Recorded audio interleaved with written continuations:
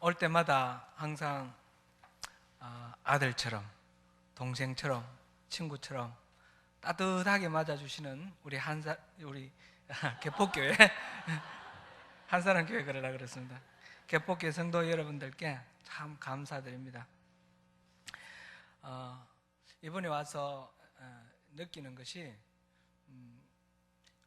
최근에 들어올수록 이 기독교에 대한 이 반대 안티 크리스찬 이게 심해지지 않습니까? 교회마다 좀 어려워지고 그래서 참 이렇게 전도하기도 어렵다 그러는데 살 길은 한 가지인 것 같습니다. 복음을 붙드는 거. 우리 개포교회도 와서 지난주 수요일 우리 정유찬 목사님 설교부터 제가 들었고요. 그 다음에 새벽기도 때 우리 안 목사님 말씀 들었고 주일 말씀 듣고 하면서 신앙의 본질을 붙드는, 복음을 붙드는 우리 개폭교회 부럽고 또 감사다 그런 마음 가졌습니다. 이렇게 어려울 때일수록 더더욱 본질, 기본기를 다지고 본질을 붙드는 것이 중요한 것 같습니다. 오늘 그래서 저도 이 말씀을 거룩한 백성, 하나님의 거룩한 백성이라는 제목으로 말씀을 준비했는데 주님의 참다운 백성이 어떤 것인지 그것을 우리가 알고 붙드는 것, 이것이 주님의 나라를 이 땅에 세우고 회복하는 아주 유일한 비결이 아니겠는가 그런 마음입니다. 함께 오늘 또 말씀 나누면 좋겠습니다.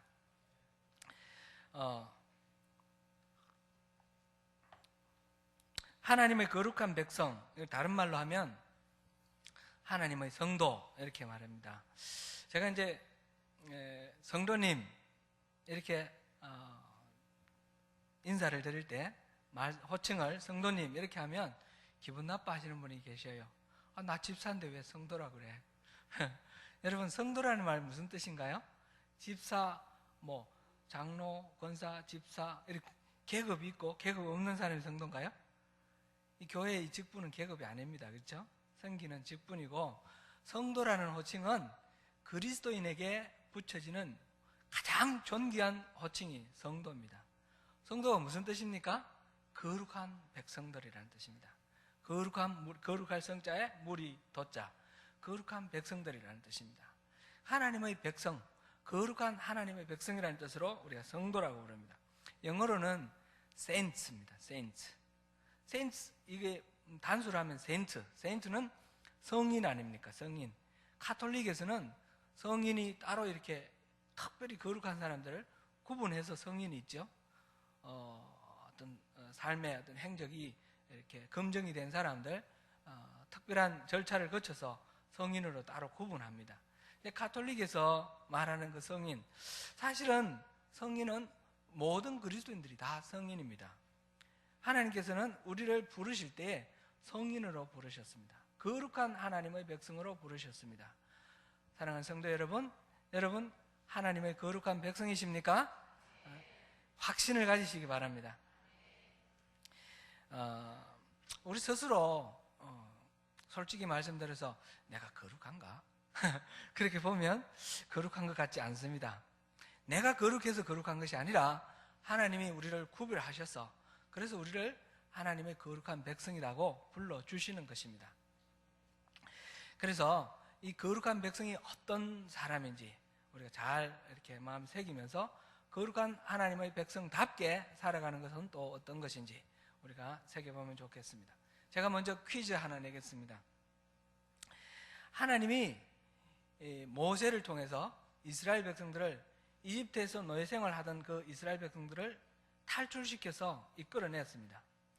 이끌어내서 이 이스라엘 백성들을 데리고 가고자 했던 목적지, 이스라엘 백성들을 탈출시켜서 이르르고 다다르고 싶었던 그 목적지는 어디일까요?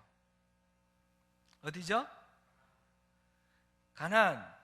이렇게 가나안이라고 대답하실 것을 예상하고 제가 퀴즈를 냈습니다. 오늘 본문 19장 4절 다시 한번 읽어보겠습니다. 같이 읽습니다. 시작. 내가 애굽 사람에게 어떻게 행하였음과 내가 어떻게 독수리 날개로 너희를 업어 내게로 인도하였음을 너희가 보았느니라. 지금 독수리 날개로 업었다 이 말은 안전하게 아주 위대한 하나님의 능력을 통해서 이렇게 인도해냈다. 그럼 그것을 은유적으로 표현한 것이죠. 10가지 재앙을 통해서 바로를 굴복시키고 홍해를 가르고 반석을 깨뜨려 거기서 물이 나오게 하시고 아침마다 만나를 내리시고 메추라기 날아가는 메추라기를 떠들어서 고기를 먹게 하시고 숱한 기적과 이런 이적을 행하면서 그러면서 이스라엘 백성들을 이끌어내셨습니다. 그래서 독수리 날개로 업어 어디로 인도하셨다고요? 어디로? 가나안으로? 내게로, 하나님에게로. 하나님이 이스라엘 백성들을 이집트에서 탈출시켜서 인도해서 다다르고자 하셨던 목적지는 광야, 가나안, 장소는 그 어디든지 상관없습니다. 그 목적지는 다름 아닌 하나님 자신입니다. 하나님 자신에게로 인도하기를 원하셨습니다. 이것이 우리가 품고 있어야 될 우리 하나님의 그 마음입니다. 오늘 이 장면은 하나님과 이스라엘 백성들 사이에 언약을 체결하는 장면입니다.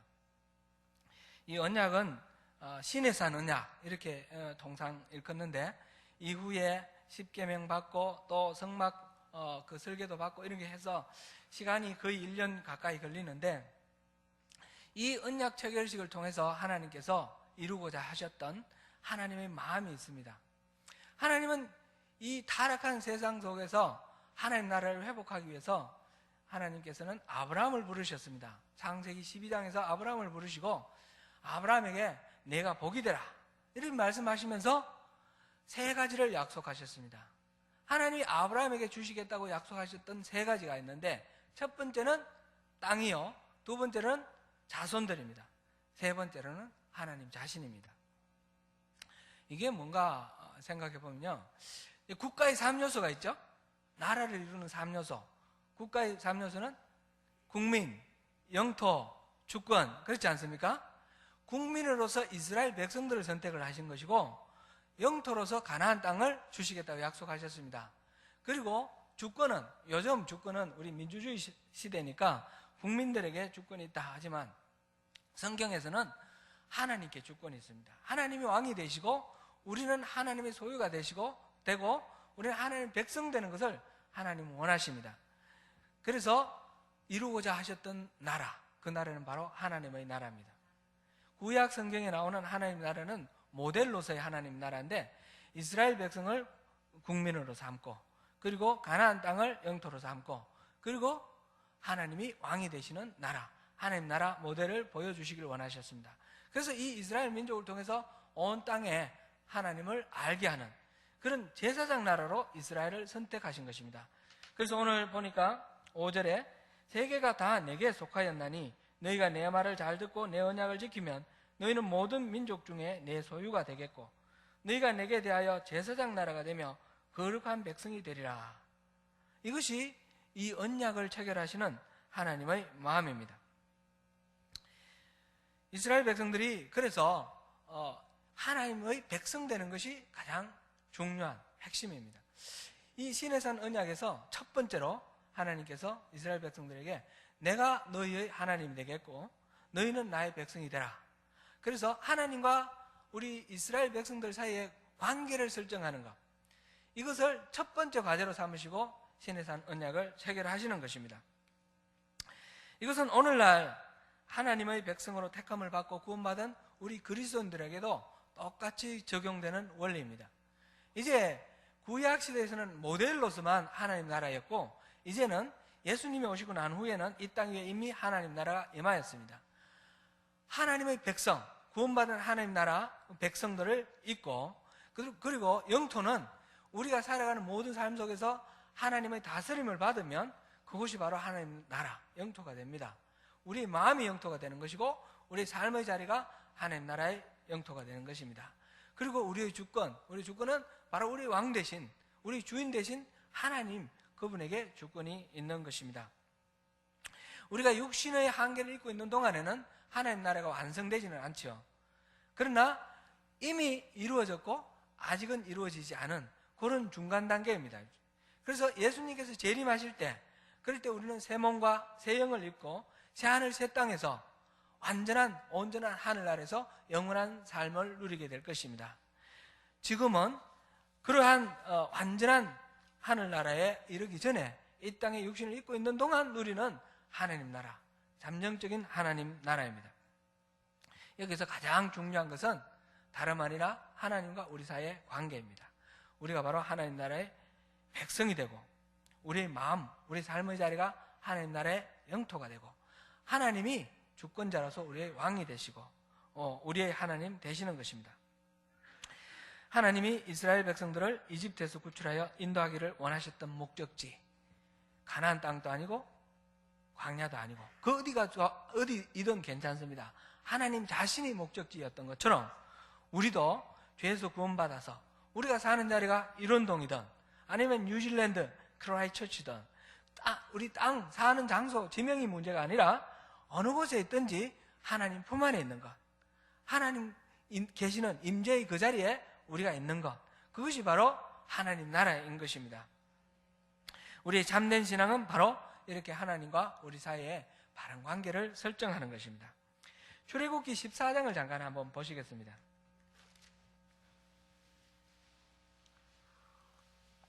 출애굽기 14장 10절부터 14절까지를 잠깐 한번 보시겠습니다.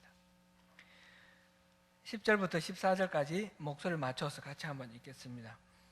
바로가 가까이 올 때에 이스라엘 자손이 눈을 들어본 적 애굽 사람들이 자기들 뒤에 이른지라. 이스라엘 자손이 심히 두려워하여 여호와께 부르짖고 그들이 또 모세에게 이르되 애굽에 매장지가 없어서 당신이 우리를 이끌어내어 이 광야에서 죽게 하느냐? 어찌하여 당신이 우리를 애굽에서 이끌어내어 우리에게 이같이 하느냐? 우리가 애굽에서 당신에게 이런 말이 이것이 아니냐? 이르기를 우리를 내버려 두라. 우리가 애굽 사람을 섬길 것이라 하지 아니하더냐? 애굽 사람을 섬기는 것이 광야에서 죽는 것보다 낫겠노라. 모세가 백성에게 이르되 너희는 두려워하지 말고 가만히 서서 여호와께서 오늘 너희를 위하여 행하시는 구원을 보라. 너희가 오늘 본 애굽 사람을 영원히 다시 보지 아니하리라. 여호와께서 너희를 위하여 싸우시리니 너희는 가만히 있을지니라. 아멘.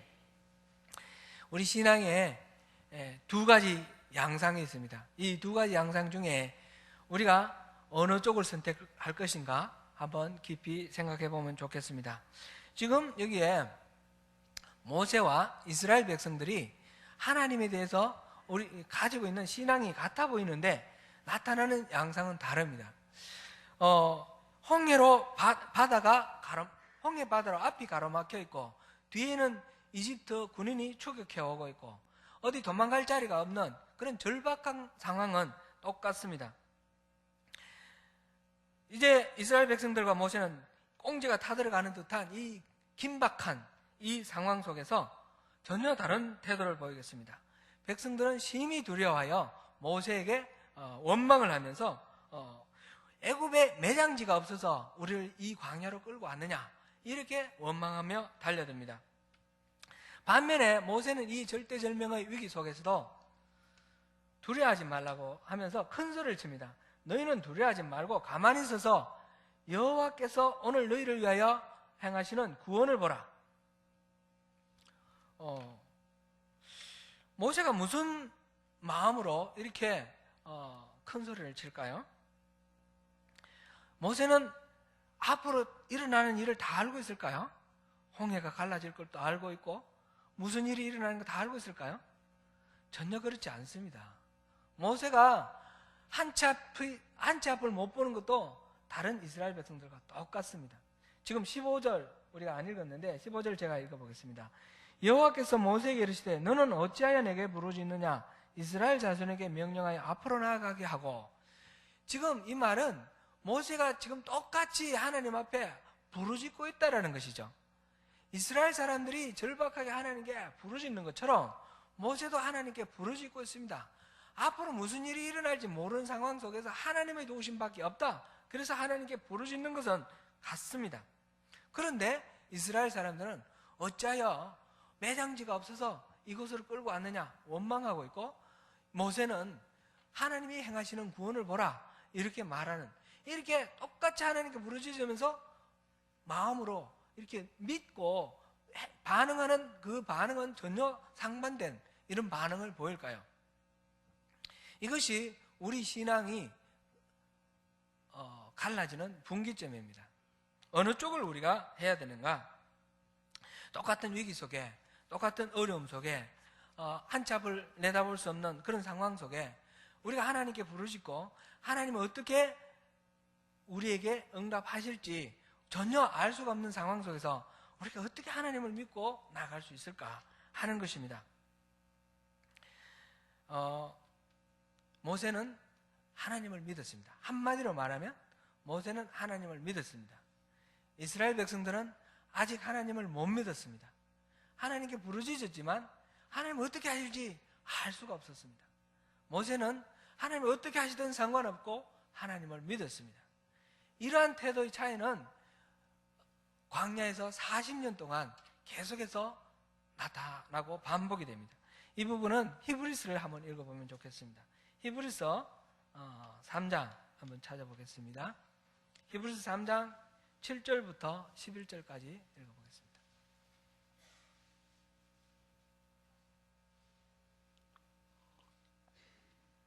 같이 한번 읽습니다. 7절부터 11절까지입니다.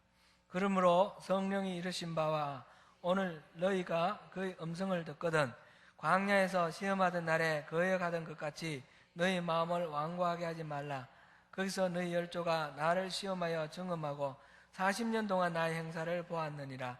그러므로 내가 이 세대에게 노하여 이르기를 그들이 항상 마음이 미혹되어 내 길을 알지 못하는도다 하였고, 내가 노하여 맹세한 바와 같이 그들은 내 안식에 들어오지 못하리라 하였느니라. 아멘. 이스라엘 사람들은 40년 동안 수도 없이 하나님의 행사를 보았습니다. 하나님이 일하시는 걸 보았습니다.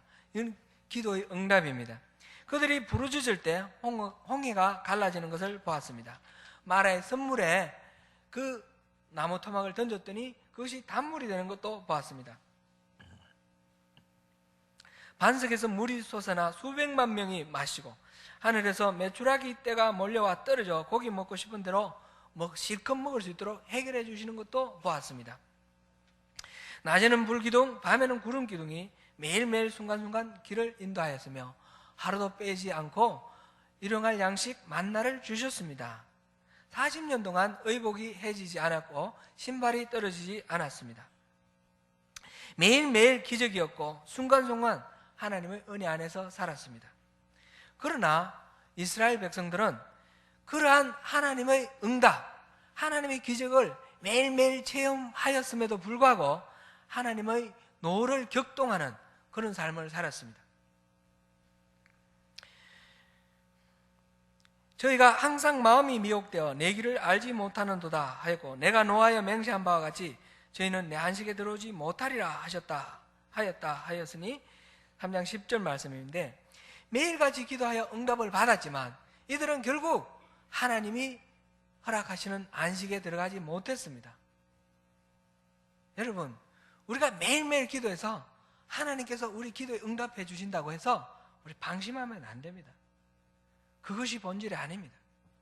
우리가 원하는 대로 하나님 이거 이루어 주세요, 이거 꼭 필요합니다, 하나님께 간구를 했더니 하나님이 들어주셨습니다. 아, 하나님이 날 지지하시는구나, 하나님이 날 뒷받침하시는구나, 하나님이 날 사랑하시는구나, 하나님이 날 인정하시는구나. 우리 그렇게 착각하기 쉽습니다. 이스라엘 백성들이 그렇게 착각했습니다. 결국은 어떻게 됐습니까? 하나님의 화만 돋구었습니다. 시편에 보니까 하나님을 근심케 하였다고 그랬습니다. 하나님을 근심케 하고 하나님을 경록케 하고 결국은 하나님의 안식에 들어가지 못하는 그런, 이거는 너무 슬픈 비극 아닙니까? 늘 하나님을 찾고 구했는데 결과적으로 그렇게 되어버린다면, 이스라엘 백성들은 그런 신앙을 가졌습니다. 오늘날 우리 신앙을 한번 돌아보시면 좋겠습니다. 하나님이 진정으로 원하시는 것이 무엇인지 모른다면 우리는 매일매일 하나님의 기적을 경험하고 하나님이 우리에게 은혜 베풀어 주시는 것을 경험한다 할지라도 결국 그 결과적으로 하나님을 염려, 근심케 해드리고 하나님을 화나게 해드리는 그런 인생을 살 수도 있습니다. 그런 신앙생활을 하는 것이 그런 결과가 될 수도 있습니다. 이스라엘 백성들처럼. 이 하나님과의 언약식 체결을 다시 한번 생각해 보겠습니다. 하나님과의 언약식 체결에서 문제가 발생했습니다. 하나님의 뜻을 전해주며 지금 시내산까지 인도해왔던 모세가 하나님 만나러 산꼭대기로 올라가고 난 뒤에 40일이 될 동안에 내려오지 않았습니다. 그래서 이스라엘 사람들이 황금송아지를 만들었죠. 그래서 우리를 이집트에서 이끌어낸 신이 바로 하나님이 바로 이 송아지다, 황금송아지다. 그러면서 거기에 제사를 지내고 우상을 숭배를 했습니다. 그래서 하나님께서 경로를 하시고 이들을 다 썰어버리고 모세를 통해서 다시 시작하자. 너랑 나랑 다시 시작하자. 저희들은 다 없애버리자. 그렇게 얘기를 했습니다. 그때 모세가 하나님 그러면 세상 사람들이 뭐라고 하겠습니까? 이스라엘 백성들을 없애버리려고 하나님이 그들을 이끌어냈다고 말하지 않겠습니까? 제발 참아주세요. 용서해주세요. 차라리 나를 생명책에서 빼주세요. 저들을 용서해주세요. 이렇게 간구를 합니다. 이때 하나님이 말씀을 하십니다. 출애굽기 33장 우리 한번 보시겠습니다. 출애굽기 33장 1절부터 3절까지를 한번 읽어보겠습니다.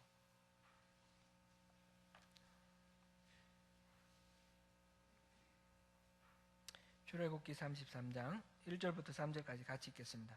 여호와께서 모세에게 이르시되 너는 내가 애굽 땅에서 인도하여 낸 백성과 함께 여기를 떠나서 내가 아브라함과 이삭과 야곱에게 맹세하여 내 자손에게 주기로 한 그 땅으로 올라가라.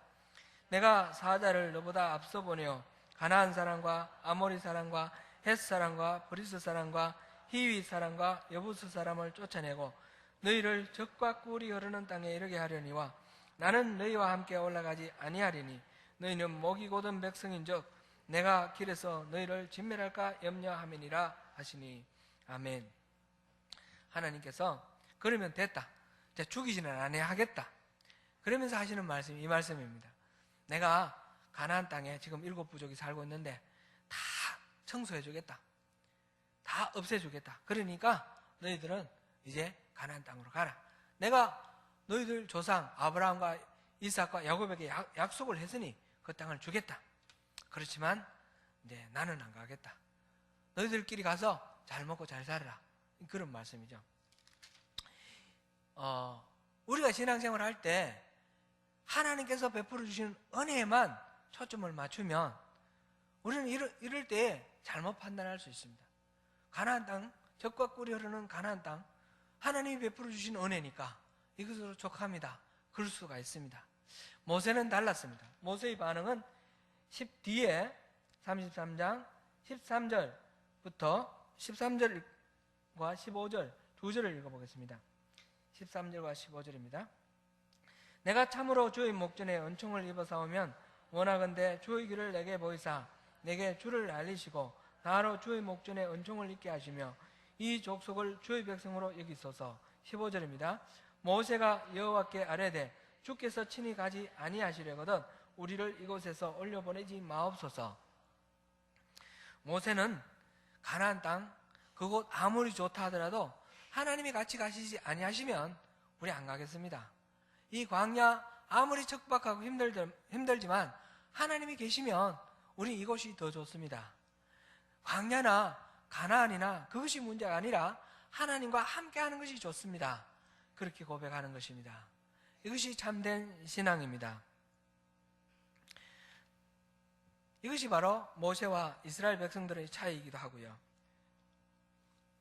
이스라엘 백성들은 자기들의 문제를 해결하고 자기들의 소원을 성취하는 것, 그것을 위해서 하나님을 믿었습니다. 여러분은 혹시 우리의 믿음의 동기가 이런 것이 아닌지 한번 점검해 볼 필요가 있습니다. 처음 신앙생활 할 때는 그럴 수가 있습니다. 그러나 1년이 지나고 2년이 지나고 3년이 지나고 신앙생활을 오래 했는데도 여전히 그 동기에 머물러 있다면 이것은 하나님을 격노케 하고 하나님을 근심케 하는 결과가 됩니다. 내 소원을 성취하고 내 문제를 해결하기 위해서 하나님을 이용하는, 그래서 말로는 주님 주님 하지만 사실은 주님을 우리의 종으로 부리는 그런 신앙은 주님과 우리의 관계가 거꾸로 되어 있는 것입니다. 그것이 아니죠. 주님이 뜻이 무엇인가? 주님이 날 왜 부르셨는가? 날 통해서 무엇을 하실 것인가? 주님의 마음을 알고 주님의 길을 알고 그리고 이 주님이 어떤 분이신가? 주님 자신을 구하는 것, 그것이 참된 신앙입니다. 모세는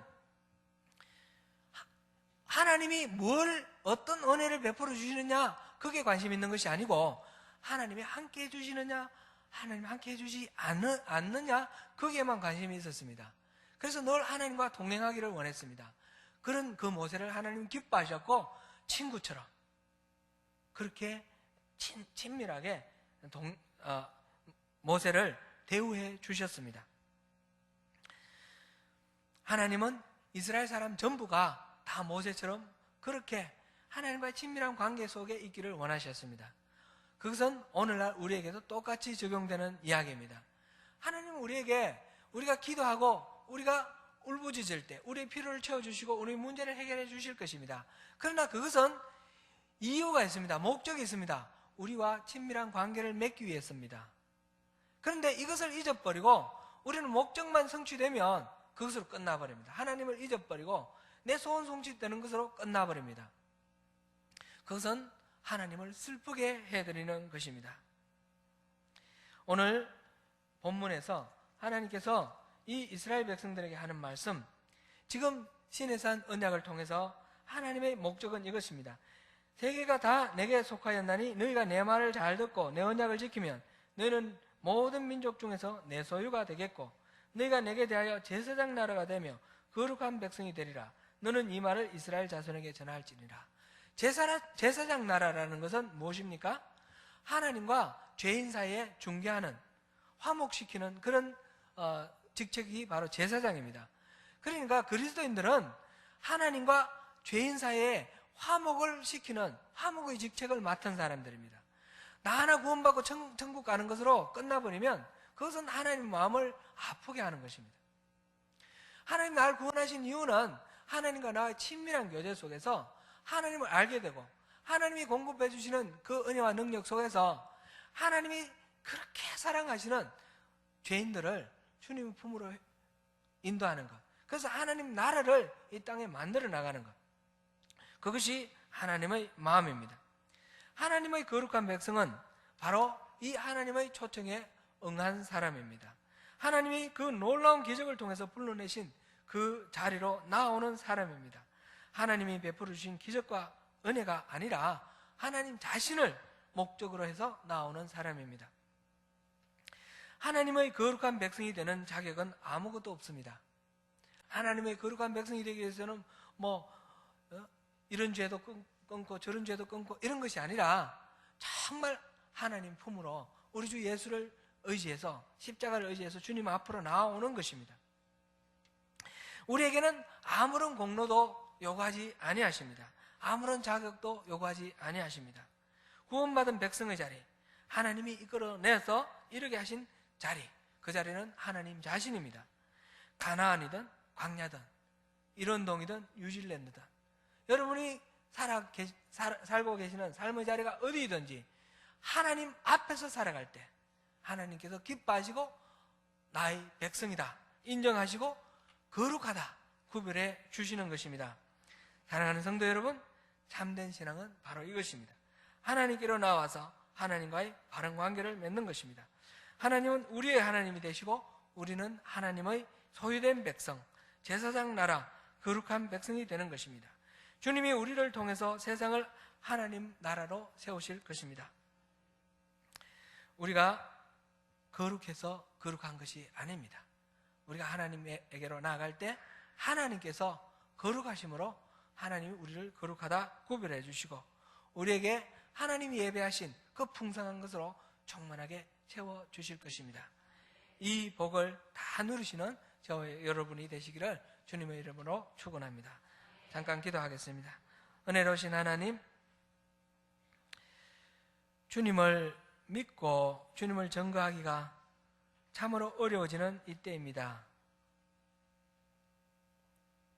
참된 신앙을 붙들고 나아가는 것이 더욱 절실하게 요구되는 이때입니다.